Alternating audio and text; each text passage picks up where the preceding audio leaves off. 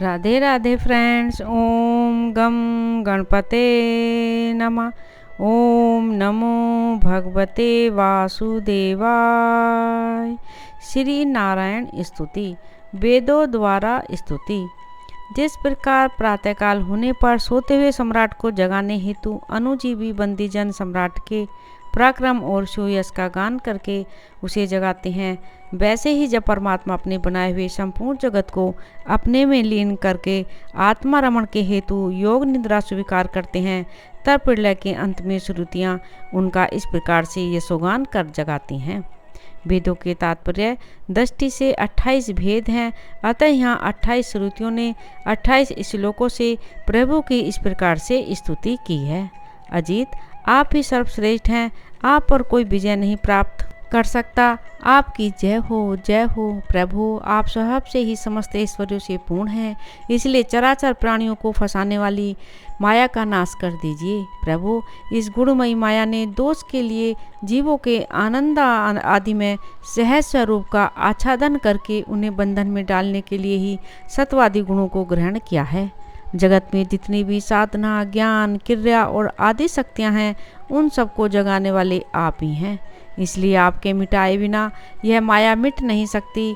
इस विषय में यदि प्रमाण पूछा जाए तो आपकी श्वासभूता श्रुतियाँ ही हम ही प्रमाण हैं। यद्यपि हम आपका स्वरूपतः वर्णन करने में असमर्थ हैं, परंतु जब कभी आप माया के द्वारा जगत की सृष्टि करके सगुण हो जाते हैं या उसको निषेध करके स्वरूप उपस्थिति की लीला करते हैं, अथवा अपना सच्चिदानंद स्वरूप श्री विग्रह प्रकट करके क्रीड़ा करते हैं, तभी हम यत्किंचित आपका वर्णन करने में समर्थ होते हैं। इसमें संदेह नहीं कि हमारे द्वारा इंद्र, वरुण आदि देवताओं का भी वर्णन किया जाता है, परंतु हमारे सारे मंत्र अथवा सभी मंत्र दृष्टा ऋषि प्रतीत होने वाले इस संपूर्ण जगत को ब्रह्म स्वरूप ही अनुभव करते हैं, क्योंकि जिस समय यह सारा जगत नहीं रहता उस समय भी आप वश रहते हैं। जैसे घट, शराब आदि सभी विकार मिट्टी से ही उत्पन्न और उसी में लीन होते हैं, उसी प्रकार संपूर्ण जगत की उत्पत्ति और प्रलय आप में ही होती है। तब क्या आप पृथ्वी के समान विकारी हैं?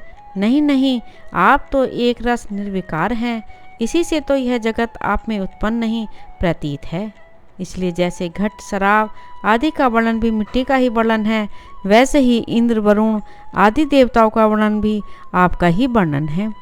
यही कारण है कि विचारशील ऋषि मन से जो कुछ सोचा जाता है और वाणी से जो कुछ कहा जाता है, उसे आप में ही स्थित आपका ही स्वरूप देखते हैं। मनुष्य अपना पैर चाहे कहीं भी रखे, ईंट, पत्थर या काठ पर होगा, वह पृथ्वी पर ही, क्योंकि वे सब पृथ्वी स्वरूप ही हैं। इसलिए हम चाहें जिस नाम या जिस रूप का वर्णन करें, वह आपका ही नाम, आपका ही रूप है। भगवान, लोग सत्व, रज, तम इन 3 गुणों की माया से बने हुए अच्छे बुरे भावों या अच्छी बुरी क्रियाओं में उलझ जाया करते हैं, परंतु आप तो उस माया नटी के स्वामी, उसको नचाने वाले हैं। इसलिए विचारशील पुरुष आपकी लीला कथा के अमृत सागर में गोते लगाते रहते हैं और इस प्रकार अपने सारे पाप ताप को धो बहा देते हैं। क्यों न हो आपकी लीला कथा सभी जीवों के माया जाल को नष्ट करने वाली जो है। पुरुषोत्तम, जिन महापुरुषों ने आत्मज्ञान के द्वारा अंतःकरण के राग, द्वेष आदि और शरीर के कालकृत जरा, मरण आदि दोष मिटा दिए हैं और निरंतर आपके उस स्वरूप की अनुभूति में मग्न रहते हैं जो अखंड आनंद स्वरूप है, उन्होंने अपने पाप तापों को सदा के लिए शांत भस्म कर दिया है। इसके विषय में तो कहना ही क्या है। भगवान, प्राणधारियों के जीवन की सफलता इसी में है कि वे आपका भजन सेवन करें, आपकी आज्ञा का पालन करें। यदि वे ऐसा नहीं करते तो उनका जीवन व्यर्थ है और उनके शरीर में श्वास का चलना ठीक वैसा ही है जैसा लोहार की धोकनी में हवा का आना जाना। महत्व, अहंकार आदि ने आपके अनुग्रह से आपके उनमें प्रवेश करने पर ही इस ब्रह्मांड की सृष्टि की है। अनन्यमय, प्राणमय, मनोमय, ज्ञानमय और आनंदमय इन 5 कोशों में पुरुष रूप से रहने वाले, उनमें मैं की स्फूर्ति करने वाले भी आप ही हैं। आपके ही अस्तित्व से उन कोषों के अस्तित्व का अनुभव होता है और उनके न रहने पर भी अंतिम अवधि रूप से आप विराजमान रहते हैं। इस प्रकार सब में अन्वित और सबकी अवधि होने पर भी आप असंगी हैं, क्योंकि वास्तव में जो कुछ वृत्तियों के द्वारा अस्थि अथवा नास्तिक के रूप में अनुभव होता है, उन समस्त कार्य कारणों से आप परे हैं। नीति के द्वारा इन सब का निषेध हो जाने पर भी आप ही शेष रहते हैं, क्योंकि आप उस निषेध के भी साक्षी हैं और वास्तव में आप ही एकमात्र सत्य हैं। इसलिए आपके भजन के बिना जीव का जीवन व्यर्थ ही है, क्योंकि वह इस महान सत्य से वंचित है। ऋषियों ने आपकी प्राप्ति के लिए अनेकों मार्ग माने हैं। उनमें जो स्थूल दृष्टि वाले हैं वे मणिपुर चक्र में अग्नि रूप से आपकी उपासना करते हैं। अरुण वंश के ऋषि समस्त नाड़ियों के निकलने के स्थान हृदय में आपके परम सुख स्वरूप दहर ब्रह्म की उपासना करते हैं। प्रभु, हृदय से ही आपको प्राप्त करने का श्रेष्ठ मार्ग सुषुम्ना नाड़ी ब्रह्मांत्र तक गई हुई है। जो पुरुष उस ज्योतिर्मय मार्ग को प्राप्त कर लेता है और उससे ऊपर की ओर बढ़ता है, वह फिर जन्म मृत्यु के चक्कर में नहीं पड़ता। भगवान, आपने ही देवता, मनुष्य और पशु पक्षी आदि योनियां बनाई हैं। सदा सर्वत्र सब रूपों में आप ही हैं। इसलिए कारण रूप से प्रवेश न करने पर भी आप ऐसे जान पड़ते हैं मानो उसमें प्रविष्ट हुए हों। साथ ही विभिन्न आकृतियों का अनुकरण करके कहीं उत्तम तो कहीं अधम रूप से प्रतीत होते हैं, और जैसे आग छोटी बड़ी लकड़ियों और कर्मों के अनुसार प्रचुर अथवा अल्प परिमाण में या उत्तम अधम रूप में प्रतीत होती है।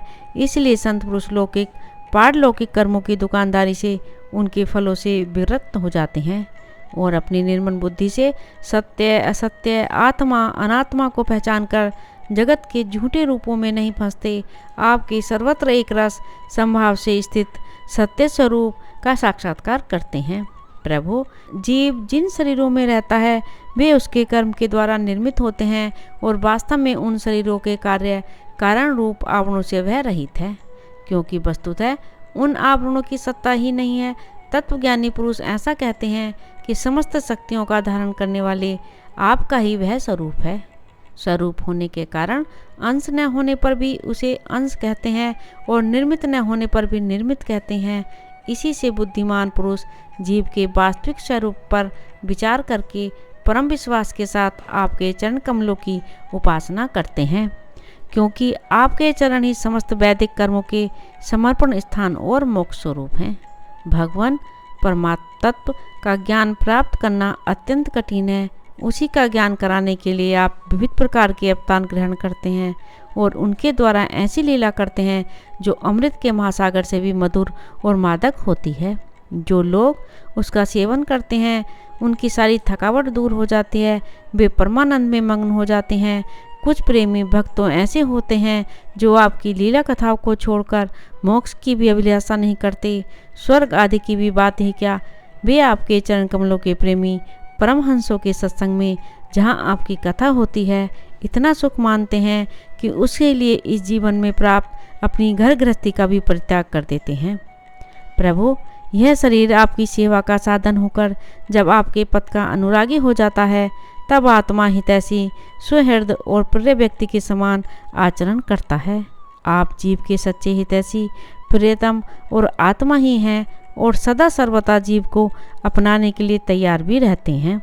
इतनी सुगमता होने पर तथा अनुकूल मानव शरीर को पाकर भी लोग सख्य भाव आदि के द्वारा आपकी उपासना नहीं करते, आप में नहीं रमते, बल्कि इस विनाशी और असत शरीर तथा उसके संबंधियों में ही रम जाते हैं, उन्हीं की उपासना करने लगते हैं और इस प्रकार अपनी आत्मा का हनन करते हैं, उसे अधोगति में पहुंचाते हैं।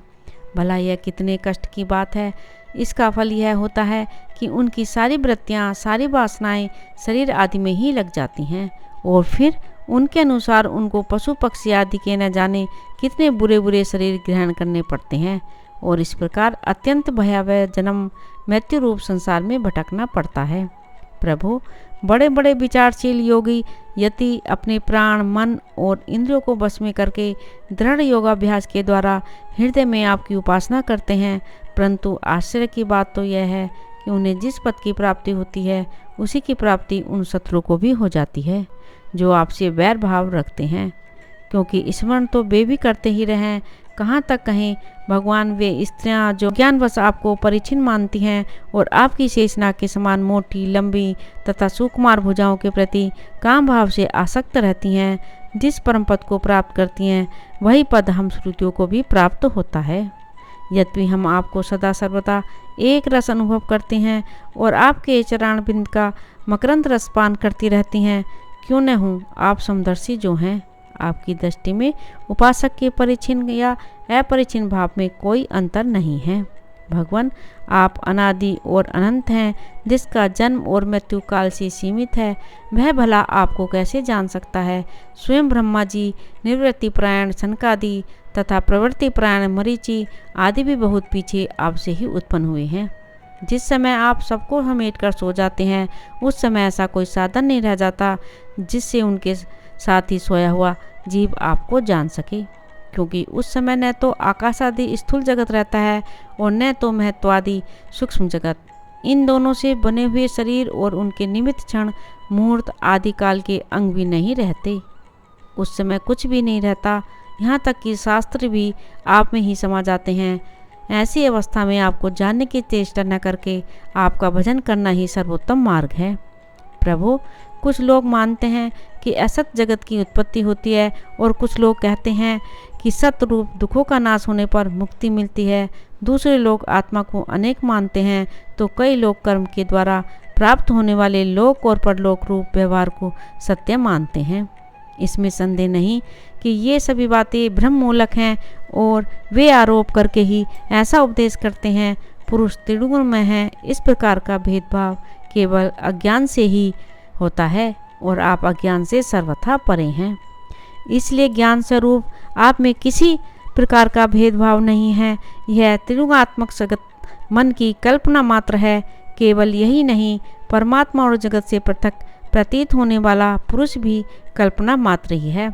इस प्रकार वास्तव में असत होने पर भी अपने सत्य अधिष्ठान आपकी सत्ता के कारण यह सत्य सा प्रतीत हो रहा है।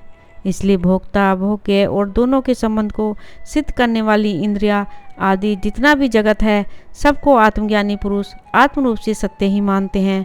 सोने से बने हुए कड़े, कुंडल आदि स्वर्ण रूप ही तो हैं। इसलिए उनको इस रूप में जानने वाला पुरुष उन्हें छोड़ता नहीं। वह समझता है कि यह भी सोना है। इसी प्रकार यह जगत आत्मा ही कल्पित, आत्मा से ही व्याप्त है। इसलिए आत्मज्ञानी पुरुष इसे आत्मरूप ही मानते हैं। भगवान, जो लोग यह समझते हैं कि आप समस्त प्राणियों और पदार्थों के अधिष्ठान हैं, सबके आधार हैं और सर्वात्म भाव से आपका भजन सेवन करते हैं, वे मृत्यु को तुच्छ समझकर उसके सिर पर लात मारते हैं, अर्थात उस पर विजय प्राप्त कर लेते हैं। जो लोग आपसे विमुख हैं, वे चाहे जितने बड़े विद्वान हों, उन्हें आप कर्मों का प्रतिपादन करने वाली श्रुतियों से पशुओं के समान बांध लेते हैं। इसके विपरीत जिन्होंने आपके साथ प्रेम का संबंध जोड़ रखा है, वे न केवल अपने ही को बल्कि दूसरों को भी पवित्र कर देते हैं, जगत के बंधन से छुड़ा देते हैं। ऐसा सौभाग्य भला आपसे विमुख लोगों को कैसे प्राप्त हो सकता है। प्रभु, आप मन, बुद्धि और इंद्रिय आदि करणों से, चिंतन, कर्म आदि साधनों से सर्वथा रहित हैं, फिर भी आप समस्त अंतःकरण और बाह्य करणों की शक्तियों से सदा सर्वथा संपन्न हैं। आप स्वतः सिद्ध, ज्ञानवान, स्वयं प्रकाश हैं। अतः कोई काम करने के लिए आपको इंद्रियों की आवश्यकता नहीं है। जैसे छोटे छोटे राजा अपनी अपनी प्रजा से कर लेकर स्वयं अपने सम्राट को कर देते हैं, वैसे ही मनुष्य के पूज्य देवता और देवताओं के पूज्य ब्रह्मा आदि भी अपने अधिकृत प्राणियों से पूजा स्वीकार करते हैं और माया के अधीन होकर आपकी पूजा करते रहते हैं। वे इस प्रकार आपकी पूजा करते हैं कि आपने जहाँ जो कर्म करने के लिए उन्हें नियुक्त कर दिया है, वे आपसे भयभीत रहकर वहीं वह काम करते रहते हैं। नित्य मुक्त आप मायातीत हैं, फिर भी जब अपने एक क्षण मात्र से, संकल्प मात्र से माया के साथ क्रीड़ा करते हैं, तब आपका संकेत पाते ही जीवों के सूक्ष्म शरीर और उनके सुप्त कर्म संस्कार जग जाते हैं और चराचर प्राणों की उत्पत्ति होती है। प्रभु, आप परम दयालु हैं।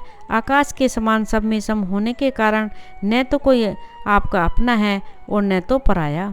वास्तव में तो आपके स्वरूप में मन और वाणी की गति ही नहीं है। आप में कार्य कारण रूप प्रपंच का अभाव होने से बाह्य दृष्टि से आप शून्य के समान ही जान पड़ते हैं, परंतु उस दृष्टि के विधिष्ठान होने के कारण आप परम सत्य हैं। भगवान, आप नित्य एक रस हैं। यदि जीव असंख्य हो और सबके सब नित्य एवं सर्वव्यापक हों, तब तो वे आपके समान ही हो जाएंगे। उस हालत में वे शासित हैं और आप शासक, यह बात बन ही नहीं सकती, और तब आप उनका नियंत्रण कर ही नहीं सकते। उनका नियंत्रण आप तभी कर सकते हैं जब वे आपसे उत्पन्न एवं आपकी अपेक्षा न्यून हो।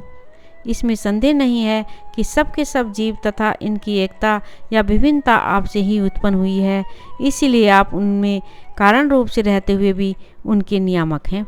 वास्तव में आप उनमें समरूप से स्थित हैं, परंतु यह जाना नहीं जा सकता कि आपका वह स्वरूप कैसा है, क्योंकि जो लोग ऐसा समझते हैं कि हमने जान लिया, उन्होंने वास्तव में आपको नहीं जाना।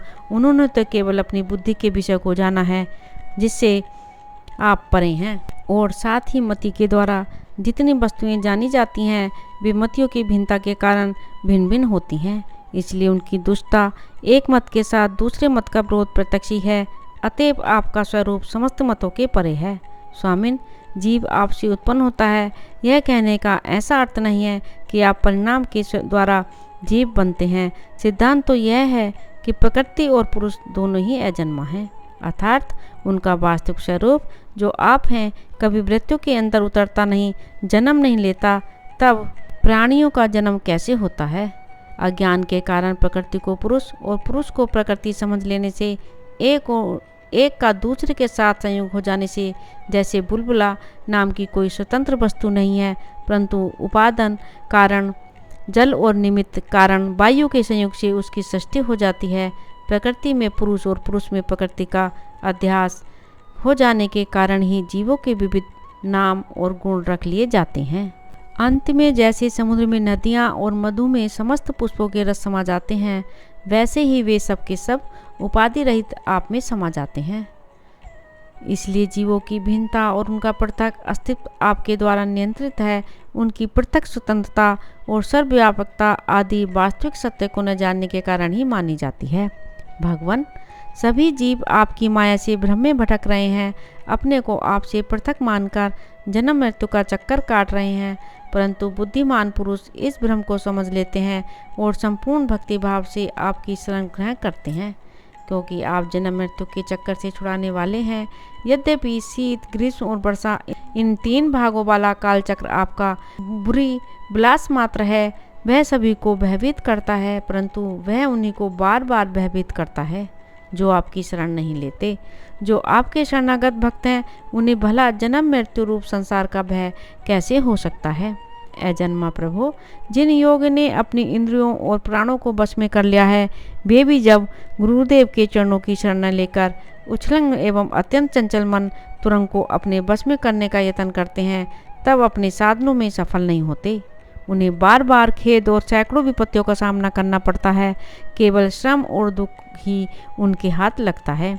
उनकी ठीक वही दशा होती है जैसी समुद्र में बिना कर्णधार के नाव पर यात्रा करने वाले व्यापारियों की होती है।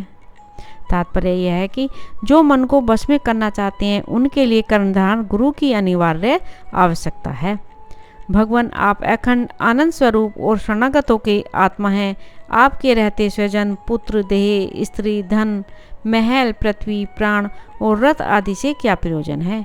जो लोग इस सत्य सिद्धांत को न जानकर स्त्री पुरुष के संबंध से होने वाले सुखों में ही रम रहे हैं, उन्हें संसार में भला ऐसी कौन सी वस्तु है जो सुखी कर सके? क्योंकि संसार की सभी वस्तुएं स्वभाव से ही विनाशी हैं, एक न एक दिन मटियामेट हो जाने वाली हैं, और तो क्या वे स्वरूप से ही सारहीन और सत्ताहीन हैं, वे भला क्या सुख दे सकती हैं? भगवान, जो ऐश्वर्य, लक्ष्मी, विद्या, जाति, तपस्या आदि के घमंड से रहित हैं, वे संत पुरुष इस पृथ्वी तल पर परम पवित्र और सबको पवित्र करने वाले पुण्यमय सच्चे तीर्थ स्थान हैं, क्योंकि उनके हृदय में आपके चरणाविंद सर्वदा विराजमान रहते हैं। और यही कारण है कि उन संत पुरुषों का चरणामृत समस्त पापों और तापों को सदा के लिए नष्ट कर देने वाला है। भगवान, आप नित्य आनंद स्वरूप आत्मा ही हैं, जो एक बार भी आपको अपना मन समर्पित कर देते हैं, आप में मन लगा देते हैं, वे उन देह गेहूं में कभी नहीं फंसते जो जीव के विवेक, वैराग्य, धैर्य, क्षमा और शांति आदि गुणों का नाश करने वाले हैं। वे तो बस आप में ही रम जाते हैं। भगवान, जैसे मिट्टी से बना हुआ घड़ा मिट्टी रूपी होता है, वैसे ही सत से बना हुआ जगत भी सत ही है। यह बात युक्ति संगत नहीं है, क्योंकि कारण और कार्य का निर्देश ही उनके भेद का द्योतक है। यदि केवल भेद का निषेध करने के लिए ही ऐसा कहा जा रहा हो तो पिता और पुत्र में तथा दंड और घटनाश में कार्य कारण का भाव होने पर भी वे एक दूसरे से भिन्न हैं। इस प्रकार कार्य कारण की एकता सर्वत्र एक सी नहीं देखी जाती। यदि कारण सबसे निमित्त कारण न लेकर केवल उपादान कारण लिया जाए, जैसे कुंडल का सोना, तो भी कहीं कहीं कार्य की असत्यता प्रमाणित होती है। जैसे रस्सी में सांप, यहाँ उपादान कारण के सत्य होने पर भी उसका कार्य सर्वथा असत्य है। यदि यह कहा जाए कि प्रतीत होने वाले सर्प का उपादान कारण केवल रस्सी नहीं है, उसके साथ अविद्या का भ्रम का मेल भी है, तो यह समझना चाहिए कि अविद्या और सत वस्तु के संयोग से ही इस जगत की उत्पत्ति हुई है। इसलिए जैसे रस्सी में प्रतीत होने वाला सर्प मिथ्या है, वैसे ही सत वस्तु में अविद्या के संयोग से प्रतीत होने वाला नाम रूपात्मक जगत भी मिथ्या है। यदि केवल व्यवहार की सिद्धि के लिए ही जगत की सत्ता अभिष्ट हो तो उसमें कोई आपत्ति नहीं, क्योंकि वह पारमार्थिक सत्य न होकर केवल व्यवहारिक सत्य है। यह ब्रह्म व्यवहारिक जगत में माने हुए काल की दृष्टि से अनादि है और अज्ञानी जन बिना विचार किए पूर्व के भ्रम से प्रेरित होकर अंध परंपरा से इसे मानते चले आ रहे हैं। ऐसी स्थिति में कर्मफल को सत्य बताने वाली श्रुतियाँ केवल उन्हीं लोगों को भ्रम में डालती हैं जो कर्म में जड़ हो रहे हैं और यह नहीं समझते कि इनका तात्पर्य कर्मफल की नियतता बतलाने में नहीं, बल्कि उनकी प्रशंसा करके उन कर्मों में लगाने में है। भगवान, वास्तविक बात तो यह है, यह जगत उत्पत्ति के पहले नहीं था और प्रलय के बाद नहीं रहेगा। इससे यह सिद्ध होता है कि यह बीच में भी एक रस परमात्मा में मिथ्या ही प्रतीत हो रहा है। इसी से हम श्रुतियाँ इस जगत का वर्णन ऐसी उपमा देकर करती हैं कि जैसे मिट्टी में घड़ा, लोहे में शस्त्र और सोने में कुंडल आदि नाम मात्र हैं। वास्तव में मिट्टी, लोहा और सोना ही हैं, वैसे ही परमात्मा में वर्णित जगत नाम मात्र है, सर्वथा मिथ्या और मन की कल्पना है। इसे नासमझ मूर्ख ही सत्य मानते हैं। भगवान, जब जीव माया से मोहित होकर अविद्या को अपना लेता है, उस समय उसके स्वरूप, आनंद आदि गुण ढक जाते हैं। वह गुणजन्य वृत्तियाँ इंद्रियों और देहों में फंस जाता है तथा उन्हीं को अपना आपा मानकर उनकी सेवा करने लगता है। अब उनकी जन्म मृत्यु में अपनी जन्म मृत्यु मानकर उनके चक्कर में पड़ जाता है। परंतु प्रभु, जैसे सांप अपने केंचुल से कोई संबंध नहीं रखता, उसे छोड़ देता है, वैसे ही आप माया अविद्या से कोई संबंध नहीं रखते, उसे सदा सर्वदा छोड़ दे रहते हैं। इसी से आपके संपूर्ण ऐश्वर्य सदा सर्वदा आपके साथ रहते हैं। अणिमा आदि अष्ट सिद्धियों से युक्त परम ऐश्वर्य से आपकी स्थिति है। इसी से आपका ऐश्वर्य, धर्म, यश, श्री, ज्ञान और वैराग्य अपरिमित है, अनंत है। वह देश, काल और वस्तु की सीमा से आबद्ध नहीं है। भगवान, यदि मनुष्य यति योगी होकर भी अपने हृदय की विषय वासनाओं को उखाड़ नहीं फेंकते, तो उन असाधकों के लिए आप हृदय में रहने पर भी वैसे ही दुर्लभ हैं जैसे कोई अपने गले में मणि पहने हुए हो, परंतु उसकी याद न रहने पर उसे ढूंढता फिरे इधर उधर। जो साधक अपनी इंद्रियों को तृप्त करने में ही लगे रहते हैं, विषयों से विरक्त नहीं होते, उन्हें जीवन भर और जीवन के बाद भी दुख ही दुख भोगना पड़ता है, क्योंकि वे साधक नहीं, दम्भी हैं। एक तो अभी उन्हें मृत्यु से छुटकारा नहीं मिला है, लोगों को रिझाने, धन कमाने आदि के क्लेश उठाने पड़ रहे हैं, और दूसरे आपका स्वरूप न जानने के कारण अपने धर्म कर्म का उल्लंघन करने से परलोक में नरक आदि प्राप्त होने का भय भी बना ही रहता है। भगवान, आपके वास्तविक स्वरूप को न जानने वाला पुरुष आपके दिए हुए पुण्य और पाप कर्मों के फल, सुख एवं दुखों को नहीं जानता, नहीं भोगता। वह भोग्य और भोक्तापन के भाव से ऊपर उठ जाता है। उस समय विधि निषेध के प्रतिपादक शास्त्र भी उससे निवृत्त हो जाते हैं, क्योंकि वे देह अभिमानियों के लिए हैं। उनकी ओर तो उसका ध्यान ही नहीं जाता। जिसे आपके स्वरूप का ज्ञान नहीं हुआ हो। वह भी यदि प्रतिदिन आपकी प्रत्येक युग में की हुई लीलाओं गुणों का गान सुन सुनकर उनके द्वारा आपको अपने हृदय में बिठा लेता है, तो अनंत अचिंत्य दिव्य गुण गणों के निवास स्थान प्रभु आपका वह प्रेमी भक्त भी पाप पुण्यों के फल, सुख दुखों और विविध निषेधों से अतीत हो जाता है, क्योंकि आप ही उनकी मोक्ष स्वरूप गति हैं। परंतु इन ज्ञानियों और प्रेमियों को छोड़कर और सभी शस्त्र बंधन में हैं तथा वे उसका उल्लंघन करने पर दुर्गति को प्राप्त होते हैं। भगवान स्वर्ग आदि लोकों के अधिपति इंद्र, ब्रह्मा प्रभृति भी आपकी था आपका पार न पा सके। और आश्चर्य की बात तो यह है कि आप भी उसे नहीं जानते, क्योंकि जब अंत है ही नहीं तब कोई जानेगा कैसे। प्रभु, जैसे आकाश में हवा से धूल के नन्हे नन्हे कण उड़ते रहते हैं, वैसे ही आप में काल के वेग से अपने से उत्तरोत्तर 10 गुने 7 आवरणों के सहित असंख्य ब्रह्मांड एक साथ ही घूमते रहते हैं। तब भला आपकी सीमा कैसे मिले। हम श्रुतियाँ भी आपके स्वरूप का साक्षात वर्णन नहीं कर सकती। आपकी अतिरिक्त वस्तुओं का निषेध करते करते अंत में अपना भी निषेध कर देती हैं और आप में ही अपनी सत्ता खोकर सफल हो जाती हैं। राधे राधे। ओम नमो भगवते वासुदेवाय। मेरे इस चैनल को ज़्यादा से ज़्यादा सब्सक्राइब करें, लाइक करें और शेयर करें।